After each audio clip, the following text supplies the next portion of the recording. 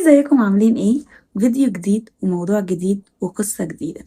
احنا النهاردة هنتكلم عن موضوع مهم جدا جدا وهو المقارنة. حرام احلى ايام حياتك تضيع وانتي قاعدة بتبصي في ورقة غيرك.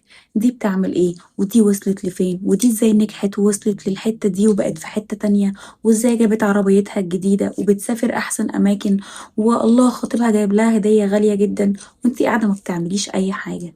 انتي محتاجة تبصي في ورقتك انتي. ما ينفعش تقارني احلى لحظة في حياتهم بأسوأ لحظة في حياتك. ما ينفعش تظلمي بدايتك وانتي لسه بتسعي وبتجتهدي وشغالة على نفسك بناس وصلت وتعبت بقالها سنين.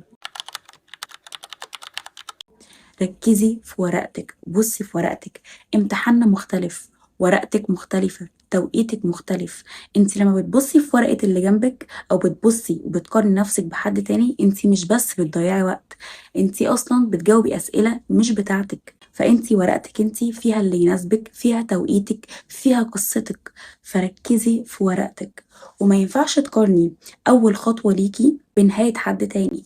يعني انت دلوقتي شفتي بنت ناجحة في حياتها، وبنت اترقت وبقت في حتة تانية خالص، ما شفتيش وهي سهرانة وتعبانة وبتحوش بقالها سنين عشان تجيب العربية اللي انت شفتيها دي. فما ينفعش تبصي على النتيجة وتنسي الرحلة. ما ينفعش تقارني حد بيسعى بقاله سنين بخطوة انت لسه واخداها النهاردة. فلازم نبص في ورقتنا. طيب تاني حاجة، انا الجملة دي بحبها قوي، وقد ايه بجد فعلا لازم نخلي بالنا منها. لا تحسدوا الناس على راحة ظاهرة فإن نصيبهم من الابتلاء لم يرى. ربنا سبحانه وتعالى عادل. كل واحد فينا معاه ال24 إيراد بتوعه، ربنا وزعهم علينا بالعدل، محدش رزقه ناقص. الفرق بس إن في حد مركز في ورقته باصص على النعم اللي في إيديه، وحد تاني كل تركيزه في حياة حد تاني. فاحنا لازم نبقى عارفين ان الناس اللي بنشوفها عايشة كويس، الناس اللي احنا بنشوف ان هي معاها فلوس كتير وبتعمل كل اللي هي عايزاه، في ابتلاء في حياتها، في جزء مش ظاهر في حياتها. لو عرفتوه هتشكروا ربنا كل يوم على اللي في ايديكم.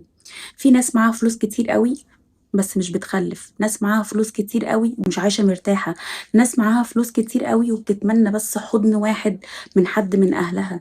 فمش كل حاجة الفلوس، مش كل اللي انتوا بتشوفوه هو دي الحقيقة. في جزء احنا مش شايفينه، في جزء احنا مش عارفينه. فما ينفعش تقارني الحاجة اللي مش في ايديكي او الزيادة اللي مش معاكي وتنسي ال24 ايراد بتوعك. ركزي في رزقك، ركزي في النعم اللي في حياتك. الناس دي انت لو عرفتي هما بيمروا بايه او بيعدوا بايه هتحمدي ربنا 1000 مرة على اللي في ايدك. عايزة ربنا يزيدك، ادعي لغيرك بالزيادة اللي ربنا كرمه بيها. عودي نفسك ان كل ما تشوفي حاجة نفسك تكون معاكي، ادعي ربنا، قولي اللهم بارك له فيما رزقته وارزقني خيرا منه. انا فاكره زمان بابا كنا قاعدين وبناكل، فكان في بنت لسه بقى الموبايلات طالعه جديده وكده، ففي بنت كان معاها تليفون حلو قوي. قلت له يا بابا ده انا شفت تليفون حلو قوي مع واحده صاحبتي ومش عارفه ايه. قال لي كل لما تشوفي حاجه في ايد غيرك او مع غيرك قولي ربنا يزيدها. ومن ساعتها انت هنا كده عملتي ايه؟ انت هنا قلتي له يا رب انا راضيه، انا راضيه باللي معايا، وكل لما هترضي كل لما ربنا هيرضيكي باللي يرضيكي. فانتي حلوة الجملة دي والله، هنستخدمها كتير الفترة الجاية. ارضي، وكل ما ترضي ربنا هيبهرك بعطائه ليكي. اتمني الخير لغيرك، انت كده بتدربي قلبك على تمني الخير. انت كده عملتي ديليت لكل مشاعر الغيرة والحقد اللي ممكن تكون جواكي او المقارنة. فانت كده بتدربي نفسك ان انت ازاي تكوني راضية، ازاي تركزي على اللي معاكي، ازاي تركزي على اللي في ايدك. مهم جدا ان احنا ندرب قلبنا على تمني الخير. ازاي اوقف مقارنة؟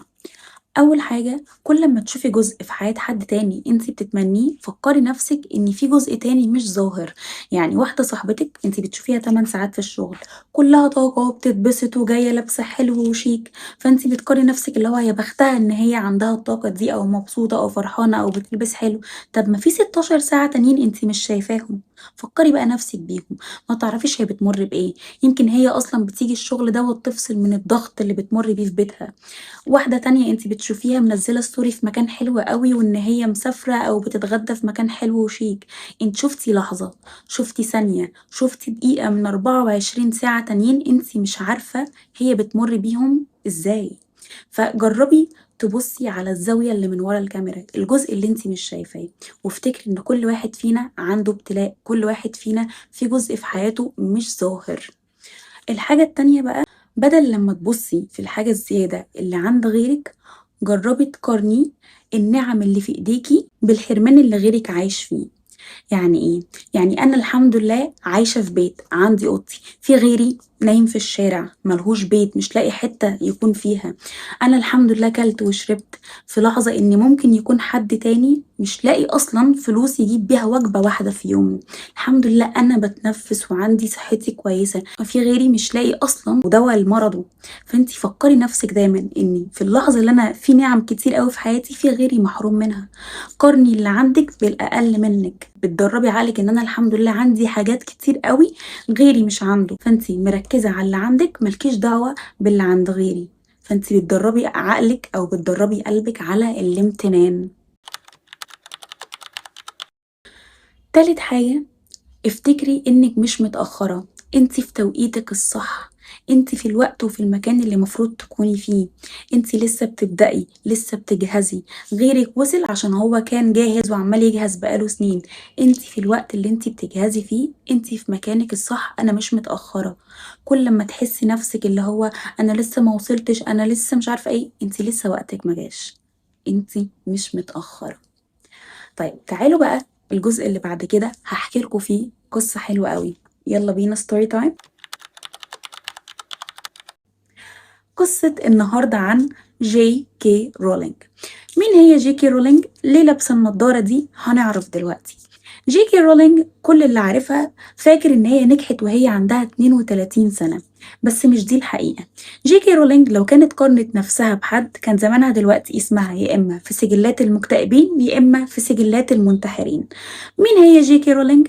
جي كي رولينج بدأت ان هي تكتب وهي عندها 25 سنة، بس الحقيقة عدت ب7 سنين صعبين جدا. ايه اللي حصل فيهم؟ مامتها توفت، سافرت برا واشتغلت مدرسة واتجوزت وخلفت، ويقال ان هي كانت بتتعرض للعنف الشديد جدا من جوزها، فاتطلقت من اقل من سنة ورجعت تاني بلدها. عملت ايه؟ اول لما رجعت بلدها ما كانش عندها ولا اي مكان تقعد فيه ولا كان معاها اي فلوس تاكل وتشرب بيها، كانت عايشة بمجرد مبلغ بسيط بيجيلها من الحكومة عشان تأكل بيه بنتها. كانت بتقعد في كافيهات رخيصة جدا عشان البرد كان جامد قوي، وكانت بنتها معاها فما كانتش بتبقى عارفة تقعد فين، فكانت بتقعد في كافيهات رخيصة. تعالوا نقف هنا كده عند النقطة دي. لو جيكي رولينج كانت قارنت نفسها بأي حد في سنها في الوقت ده، كان ايه اللي ممكن يحصل؟ هي دلوقتي كان خلاص عندها 30 سنة وقاعدة مش لاقية مكان ولا لاقية بيت. لو كانت قارنت نفسها وفقرها بغنى غيرها اللي في السن بتاعها دلوقتي بأي حد من صحابها عنده بيت وعنده أسرة مستقرة، كان ايه اللي هيحصل؟ كانت زمانها انتحرت من زمان، لأنها كان عندها أفكار انتحارية كتير جدا. بس الحقيقة إن جيكي رولينج قررت تبص في ورقتها، تركز في نفسها. هي ابتدت رولينج إن هي تكتب قصة خيالية عن ولد يتيم بيروح مدرسة سحر، وراحت ل12 دار نشر، وال12 قالوا لها لأ، قصتك فاشلة ومش هتنفع. لحد لما في دار نشر صغيرة وافقت، قالوا لها بس بشرط احنا هنطبع لك 500 نسخة بس. وهنا كانت نقطة التحول. جي كي رولينج أول مليارديرة توصل لمليار دولار من الكتابة. جي كي رولينج وهي عندها 32 سنة نجحت ووصلت اللي هي عايزاه، ما قارنتش نفسها بحد، ما دخلتش سباق مع حد، ما شافتش مين سبقها ومين ما سبقهاش، ركزت في نفسها وركزت في ورقتها. هو ده بالظبط، انتي رزقك متفصل عليكي وعلى ورقتك. ربنا سبحانه وتعالى مقسم الأرزاق والفرص والوقت بعدل، ورقتك فيها كل حاجة انتي محتاجاها علشان تنجحي. بصي في ورقتك، ركزي في ورقتك، وهتوصلي لكل اللي انت عايزاه. احنا كده خلصنا، يا رب يكون الفيديو عجبكم واستفدتوا. قولولي ايه اكتر حاجة فرقت معاكم لما وقفتوا مقارنة، اكتبولي في الكومنتس ازاي حياتكم اتغيرت لما وقفتوا ان انتوا تقارنوا نفسكم بغيركم وبصيتوا في ورقتكم. وبس كده احنا خلصنا، وما تنسوش لايك وسبسكرايب، واستنوا الفيديو الجاي ان شاء الله. باي باي.